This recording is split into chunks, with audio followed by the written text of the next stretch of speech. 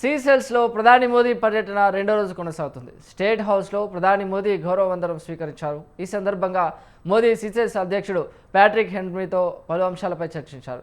ద్వైపాక్షిక సంబంధాల బలోపేతంపై ఇద్దరు నేతలు చర్చించారు. హిందూ మహాసముద్రం ప్రాంతంలో పరస్పర సహకారంపై చర్చించినట్లు తెలుస్తోంది.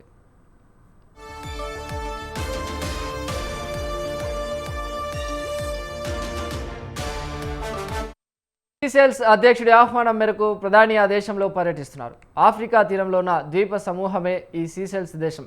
1976లో సెల్స్కు స్వాతంత్రం వచ్చింది. సీసెల్స్ జాతీయ దినోత్సవ స్వర్ణోత్సవ వేడుకలకు జరుపుకుంటుంది. ఈ వేడుకలకు ప్రధాని నరేంద్ర మోదీ గౌరవ అతిథిగా హాజరవుతున్నారు.